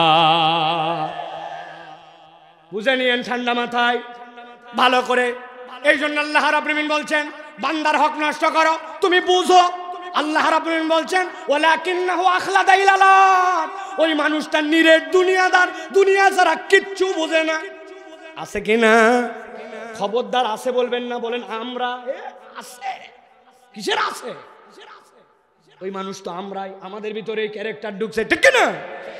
সামান্য একটুখানি 1 বিঘা জমি সরকারের ওই দিক না ঠেললে হয় না, ড্রেনের উপরে সানসেট বের করে না দিলে হয় না, নিচতলায় সানসেট বের করে না, দোতলার থেকে বেলকনি পার করে, ওটা আপনার আব্বার জায়গা, আব্বার জায়গা আপনার, ওটা গায়ে মাখেন, গায়ে মাখেন। নিরেট যদি দুনিয়াদার হয়ে যায়, আল্লাহ বলছেন এটা 3 নম্বর অপরাধ। বলতে থাকলে তো অনেক বলা যাবে, আমি ইশারা দিয়ে যা বুঝাইছি আশা করি ঢাকার লোক বুঝছেন। চলেন এবার 4 নম্বর অপরাধ। আল্লাহ বলছেন ওই মানুষগুলার 4 নম্বর অপরাধ হচ্ছে ওয়াত্তাবা হাওয়া। আল্লাহ বলছেন 1 নম্বর আল্লাহর বিধান জেনে বুঝার পরে অস্বীকার করে, 2 নম্বরে ওই মানুষগুলা শয়তানের অনুগামী হয়, 3 নম্বর নিরেট দুনিয়াদার, 4 নম্বর আল্লাহ বলছেন ওয়াত্তাবা হাওয়া, ওই মানুষগুলা খেয়াল খুশির জীবন চলায়, তার মন যতটুকু টানে ততটুকু ইসলাম মানে, মন যতটুকু টানে না ততটুকু ইসলাম মানে না।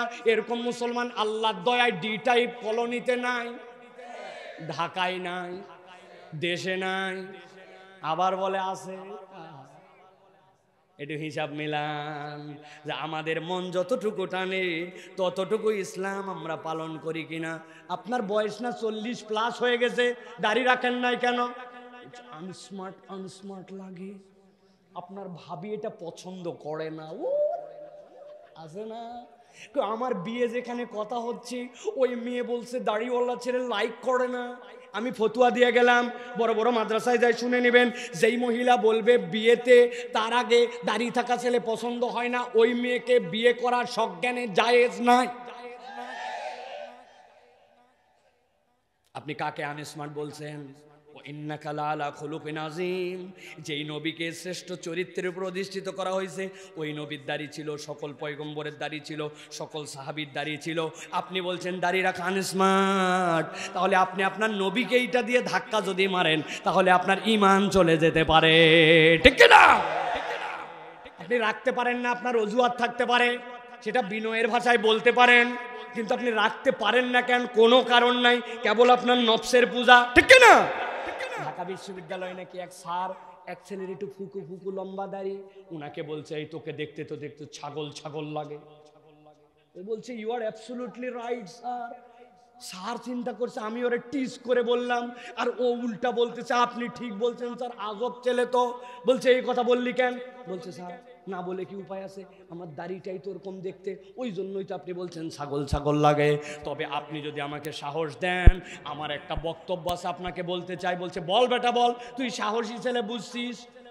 বলছে স্যার আমার ছাগলের মতো দাড়ি, এই জন্য আমাকে ছাগল ছাগল লাগে, তবে আপনার চেহারাটা দেখে আমার কুত্তা কুত্তা লাগে। যার যেমন, আমার তো কিছু বলার নাই। এখন আমি কি আরো নিচে যাব? ওরে ভাই আরেকটু শোনেন। একটা নতুন বাচ্চা হয়েছে, দুগ্ধবস্য শিশু, রাত্রেবেলা ঘুম ভেঙে গেছে বাচ্চার, উঠার পরে আব্বার বুকের মধ্যে আইছে। বাপ বলছে আমি না আমি না, ওইদিকে যা। কেন গেছে? ওই বাচ্চা তো চিনতে পারতেছে না, ও গাল হাতায় দেখে আব্বাও যা আম্মাও তাই। আপনি কবে চেঞ্জ হবেন? আমি তো আপনাকে রাগ করে বলি ভাই, এত বড় রাখতে বলতেছি না, অন্তত রেখে দেন। দাড়ি না রাখতে বলে অন্তত মোষ রাখেন, যা গুনাহ হয় আমার হোক। তাও আপনি পুরুষ মানুষের কাতারে না খান নাম। বিশ্বাস করেন এই যে এইটা গুনাহ দায়েমি করতেছি, এইটা কোনো কারণ নাই। ওয়াত্তাবা হাওয়া, আপনার মন পছন্দ। আপনি ইসলামের নামাজ মানেন, কিন্তু ইসলামের বাকি হুকুম আপনি মানেন না। আমরা যদি আমাদের জীবনকে পরীক্ষা করে দেখি, ওই মহিলা নামাজ পড়ে, ওই মহিলা জিকির করে, ওই মহিলা আল্লাহর সুযোগ দিলে, আল্লাহ চাইলে উমরা করতেও যায়, কিন্তু ওই বোনটাই, ও মাটাই উনি পর্দা করে না। কেননা পর্দা করলে ওনার কাছে ব্যাকডেটেড মনে হয়। আছে কিনা? সুধরান, আপনি সুধরান। আপনি না সুধরালে কেমনে হবে? আপনার স্বামীর এত বড় হাজী সাহেব, দাড়ি সাহেব, জুব্বা সাহেব, আপনি মাও পর্দা করেন, অথচ 18-20 বছরের বাচ্চা আপনার জিন্সের প্যান্ট পরে উপরে এলোমেলো পোশাক পরে ঘুরতেছে, আপনি কেয়ার করতেছেন না। একজন বলছে আপা এইভাবে মনে হয় মেয়েটার চলা ঠিক না। বলছে আপনার কথার সাথে আমি শতভাগ একমত, আমিও বিয়ের পরে পর্দা ধরছি, আল্লাহ দিলে আমার মেয়েও বিয়ের পরে পর্দা ধরবে। মেয়েটা কিন্তু ভালো আছে না? এটা কি আপনার শরীয়ত না আল্লাহর শরীয়ত? হ্যাঁ আল্লাহর না, এটা আপনার ব্যক্তিগত শরীয়ত বানাইছেন। আল্লাহ বলছেন ওয়াত্তাবা হাওয়া, তুমি তোমার মন পছন্দ জিন্দেগি চালাও, আল্লাহও নাও তোমারটাও নাও। এরকম জীবন যদি হয়, আল্লাহ বলছেন এইটা আল্লাহর কাছে গ্রহণযোগ্য নয়। ঠিক না? আমাদের ঢাকাতে তো বিয়ে শাদী হয় না? খালি হয় প্রত্যেক শুক্রবারে হয়, শনিবারে হয়, বিয়েতে বিয়েতে মস্তুল। ঠিক কিনা বলেন তো ভাই, ইসলামে বিয়ের বিধান কি? 3টা মুখস্থ করেন। 1 নম্বরে ইজাবার কবুল, 2 নম্বরে ওয়াতুন নিসা সদুকাতিহিন্না নিহলা, মেয়েদেরকে সাধ্যমতো তোমাদের লোক দেখানো নয়, তাদের জন্য দেনমোহর দিয়ে দাও। 3 নম্বর নবীজি বলছেন আউলিম ওয়ালাউ বিশাতিন, একটা ছাগলের বাচ্চা দিয়ে হলেও তোমার ছেলের বাড়িতে নিয়ে এসে ওলিমার অনুষ্ঠান করো, সবাইকে জানায়া টানায়া সুন্দর করে ধুমধাম করে একটা খাওয়া দাওয়া করো। ইসলামের বিয়ে ইজাব কবুল, ইসলামের বিয়ে দেনমোহর, ইসলামের বিয়ে অলিমা এর মধ্যেই শেষ। কিন্তু আমাদের ঢাকার বিয়ে কি এর মধ্যেই শেষ? 6 দিন আগে হলুদ সন্ধ্যা, 3 দিন আগে মেহেদি সন্ধ্যা, 2 দিন আগ থেকে গান সন্ধ্যা, আর 10 দিন আগের থেকে হিয়া হিয়া ডেক নিয়ে যাইয়া এলাকার মানুষকে কাঁপায় দেয়। কথা বলেন। 999 ফোন দিছি আমি, ফোন দিয়ে অনেক সময় পুলিশ আনা লাগছে। যেই বাড়িতে বিয়া, ওই বাড়ির থেকে এক হাজী সাহেব নামাজের দিকে আসছে, লোকজন তো চাই চাচাই আপনার বাড়িতে কি শুরু করছেন এইগুলা? মানুষ অস্থির হয়ে যাচ্ছে, রাত নাই বিরাত নাই, 11টা 12টা ঢিস ডাট, কি অবস্থা আপনার? তোরও বেটি আছে, বিয়ে দেওয়া লাগবে। ছেলে পেলে এখনকার সমাজ মাইনে নেওয়া লাগে, একটু ছেলে পেলে এগুলা করতে চাই। আর একটা দিন তো ধৈর্য ধর, অত রাগ করিস কেন, চল নামাজ পড়ে আসি। মুরব্বী হাজী সাহেব নামাজে চলে যায়, ঢিস ঢিসকে সমাজ, ঢিস ঢিসকে লোক, ঢিস ঢিসকে যুবক এইটার অজুহাত দেয়। তার মানে আপনার ইলা কেবলমাত্র আল্লাহ নয়, আপনার ইলা সমাজ, আপনার ইলা বাস্তবতা, আপনার ইলা আধুনিকতা। তাহলে আপনি কেবল আল্লাহকে মানেন না, ওয়াত্তাবা হাওয়া, আপনার দিলকেও আপনি ইলা বানাইছেন। ঠিক না? বলছেন তো এখন ঠিক আপনার বাড়িতে এই ঘটনা ঘটবে, সাবধান হন। তাহলে 4টা অপরাধ, কথা শেষের দিকে, গভীর মনোযোগ। 1 নম্বরে আল্লাহর আয়াত জানে বুঝে অস্বীকার, 2 নম্বরে শয়তানের অনুগামী, 3 নম্বরে মন পছন্দ জিন্দেগি, 4 নম্বরে নিরেট দুনিয়াদার। মনে থাকবে তো? মনে থাকবে তো? হাতটা নিচু করেন এরকম করে, 2 হাত। আমাকে দেখান লাগবে না, আল্লাহর জন্য হাত 2টা একসাথে নিচু করেন। আমি 1 নম্বর বললে একটা নখ ধরেন। 1 নম্বরে জেনে বুঝে আল্লাহর আয়াত অস্বীকার, নখ ধরেন 1 নম্বর। 2 নম্বরে শয়তানের অনুগামী হয়ে যাওয়া, 3 নম্বরে নিরেট দুনিয়াদার, 4 নম্বরে মন পছন্দ জিন্দেগি। হাত ছাড়েন, স্বাভাবিক হন। আল্লাহ বলতেছেন নবী সামনে বাড়ান। যাদের মধ্যে 4 অপরাধ আছে, আমি আল্লাহ বললাম তাদের একটা পরিচয় আমি আল্লাহর কাছে আছে, আপনি জানায় রাখেন। আল্লাহ বলছেন ফামাসালুহু কামাসালিল কালব ইন তাহমিল আলাইহি ইয়ালহাস আও তাতরুকহু ইয়ালহাস যালিকা মাসালুল কওমিল্লাযীনা কাযযাবু বিআয়াতিনা। ও আমার হাবিব, আপনি বলে দেন যাদের মধ্যে এই 4টা অপরাধ আছে তাদের একটা পরিচয় আল্লাহর কাছে আছে। কামাসালুহু কামাসালিল কালব, এই লোকগুলা আল্লাহর কাছে কুকুরের মতো। কার মতো? ঠোঁট একটাও বন্ধ থাকবে না, ছেলে হন মেয়ে হন, যুবক হন, তরুণ হন, মুরব্বী হন, বুঝে থাকলে বলেন। এই 4 অপরাধ যার কাছে আছে আল্লাহর কাছে তার উদাহরণ কার মতো? বলেন কুত্তার মতো। জোরে বলেন কুকুরের মতো। বলছি না, আপনারা ভাবতেছেন মনে মনে, হুজুর এই কুকুর কথাটাও এতবার জোরে জোরে বলাচ্ছে, দূরে দূরে মাইক আছে, একটা ইজ্জত থাকে কিনা? বলার উদ্দেশ্য আছে, উদ্দেশ্য আছে, এমনি নয়। আপনি মনে করতেছেন নিশ্চয়ই এই 4 অপরাধ যার মধ্যে আছে ওই লোকটা কুকুরের মতো। নিশ্চয়ই কুকুর একটা নিকৃষ্ট প্রাণী, কুকুর একটা বাজে প্রাণী, কুকুর একটা ঘৃণ্য প্রাণী, কুকুর একটা নাপাক প্রাণী, এই জন্য বোধহয় আল্লাহ তাদেরকে কুকুরের মতো বলছেন। জি না, দুনিয়াতে অনেক মানুষের তুলনায় কুকুর কৃতজ্ঞ, অনেক মানুষের তুলনায় কুকুর তার প্রভুর প্রতি বিশ্বস্ত। আন্দাজি ঠিক বলেন না? আমার কাছে প্রমাণ আছে। আমি আমার মহল্লায় দারুস সালামে চায়ের দোকানে চা খাইতে বসছি বিকালবেলা। আমার একটা বদ অভ্যাস আছে, আপনাদের আছে কিনা জানি না, এটা ঢাকাবাসীর বদ অভ্যাস। চা খাওয়ার সময় এমনি খেলে ভাল লাগে না, কিছু একটা চুবানো লাগে, ঠিক না? একটু বিস্কুট চুবায় খান আপনারা। উপর দিকে তাকায় দেখি কি বিস্কুট, তাকায় দেখে একটা এনার্জি, 5 টাকা। কয় টাকা দাম? 5 টাকা। নামাইছে একটা, কয় পিস থাকে? জি না, এখন 3 পিস। এত বড় বানাইছে চিপসের প্যাকেট, সাইজ 1, ভিতরে মাল নাই, হাওয়া, ঠিক না? গুনে দেখেন নাই? 3 পিস। 1 পিস বিস্কুট খুলে নিয়ে চায়ের মধ্যে ডুবাইছি। যেই না ডুবাইছে কোত্থেকে জানি এক লোক আসছে, আইসে আমাকে দেখে, সাইফুল্লাহ ভাই আপনি এখানে? 6 বছর আপনার ওয়াজ শুনি ভাই, সত্যি দেখতেছি আপনার। আমার হাত পা তো কাঁপতেছে। বললাম থামেন, এখনো তো সালাম দেননি। করছে ও আসসালাম আলাইকুম। হয় কিনা ভাই? পছন্দের মানুষ, আপনার মহব্বতের মানুষ, যার কথা শোনেন, এরকম লোককে দেখলে একটা ছবি তুলতে মন চায়, একটু মুসাফা করতে মন চায়, এক্সাইটেড হয়ে যায়, ঠিক না? ওই লোক এক্সাইটেড। আমি বললাম ভাই বসেন, আমার সাথে একটু চা খান, তারপরে কথাবার্তা হবে। ওই লোক কাঁপতে কাঁপতে বসছে। এই যে আমি চায়ের মধ্যে বিস্কুট ঢুকাইছি, ঢুকাতে 8-9 সেকেন্ড চলে গেছে এই সকল আলাপে। আস্তে করে বিস্কুট তুলে মুখে দিব, দেখি বিস্কুট অ্যাক্সিডেন্ট। বিস্কুট অ্যাক্সিডেন্ট করে নিচে পড়ে গেছে। যেই না সাথে সাথে পাশে বসা ছিল দেখি দূরে একটা কুকুর, ও আস্তে করে মাথা নিচু করে লেজ ডাউন দিয়ে আস্তে করে আসে আমার পায়ের কাছে চলে আসছে। বিস্কুট সে দেখতে পাইছে পড়ে গেছে, আইসে ওই জায়গায় কথা নাই, আমি পা সরাতে দিকে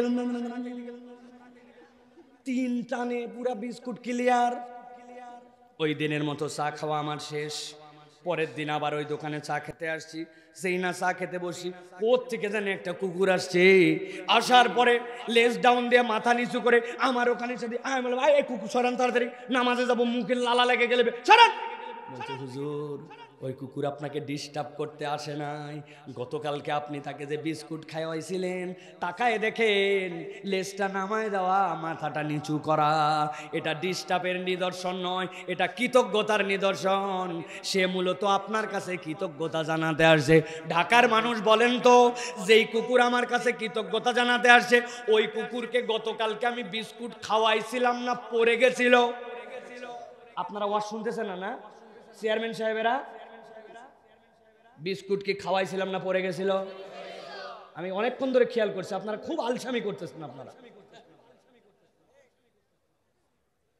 ভালো করে খেয়াল করেন, একটা বিস্কুট আনইনটেনশনালি পড়ে যাওয়ার পরে, খাওয়ার পরে 24 ঘন্টা পরে কুকুর কৃতজ্ঞতা জানান। কিন্তু দুনিয়াতে এরকম অনেক মানুষ পাবেন যার বিপদে আগায় গেছেন, ইচ্ছা মতো টাকা হাওলাত দিছেন, তাকে ধাক্কায় উপর দিকে নেওয়ার চেষ্টা করছেন, আপন ভেবে নিয়ে তার পিছনে আপনি সময় পরিশ্রম ব্যয় করছেন। এখন আপনার একটা বিপদ, তার সাহায্য লাগবে, অথবা তার এখন অবস্থা ভালো, আপনার টাকাটা ফেরত লাগবে, অথবা কোনো কারণে তার মুখাপেক্ষী হয়েছেন, সারা জীবন যাকে দিলেন এখন ওই লোক আর আপনাকে চেনে না, উল্টা আপনাকে সুযোগ পাইলে বাঁশ দিতেও ছাড়ে না। আছে কি না? তাহলে আল্লাহ যে বললেন যে ওই লোকগুলা কুত্তার মতো কেন বললেন? আল্লাহ বলছেন আমি ওই জন্য বলি নাই। আল্লাহ বলছেন ইন তাহমিল আলাইহি আলহাস আও তাতরুকু আলহাস যালিকা মাসালুল কওমিল লাযিনা কাযযাবু বিআয়াতিনা। এই দুনিয়ার মানুষ, আমার বলার উদ্দেশ্য, আল্লাহ বলতেছেন দুনিয়ার বুকে কুকুরের একটা চরিত্র হচ্ছে লাহাস। লাহাস মানে সে হাঁপায়, জিহ্বা বের করে, আর যখন হাঁপায় জিহ্বা দিয়ে তখন তার লালা পড়ে। আল্লাহ বলছেন কুকুরের পিঠে তোমরা কেউ বোঝা চাপাও না, কিন্তু কেউ যদি কুকুরের পিঠে বোঝা চাপায় তাও কুকুর হাঁপায়, কুকুরকে ছেড়ে দিলেও হাঁপায়। কুকুরের চরিত্রই হচ্ছে হাঁপানো, ঠিক না? আল্লাহ বলছেন কারো মধ্যে যদি এই 4 অপরাধ থাকে, আমি আল্লাহ বললাম ওই ব্যক্তিটাও আল্লাহর কাছে কুকুরের মতো। দুনিয়াতেও তার অভাব, লালসা, লোভ তার ফুরাবে না, জীবনটা অস্থির হবে, আর দুনিয়ার থেকে চলে যাওয়ার পরেও তার জীবনটাকে আল্লাহ রাব্বুল আলামিন অস্থির বানায় দিবে। একটু হিসাব মিলান, আপনার আমার জীবনে স্থিরতা বেশি না কোন অস্থিরতা বেশি? চাই আর চাই, আরো চাই। বলেন তো ভাই, একটা মানুষের জীবনে কত টাকা লাগে, অথচ এক ব্যক্তি এই দেশের 50,000 কোটি টাকা খাইয়ে ফেলছে। কত টাকা লাগে? কত টাকা লাগে আপনি কল্পনাও করতে পারবেন না। তার চাহিদার শেষ নাই। ওই লোকের কথা বললে আপনারা মনে করতেছেন, কিন্তু আপনারা আমার চরিত্রের দিকেও তাকায় দেখেন। আপনি আমি জেনে বুঝে আল্লাহর আয়াত অস্বীকার করি, আমার মন পছন্দ জিন্দেগি চালাই, আমার জীবনে হালাল হারামের কোনো বাস বিচার নাই, শয়তান আমার পিছে লাগছে। আল্লাহ বলছেন তোমার জীবনেও সুখ শান্তি স্থিরতা নাই। লক্ষ টাকার বাড়িতে কোটি টাকার গদিতে, কোটি টাকার বাড়িতে লক্ষ টাকার গদিতে সই ঘুম ধরে না।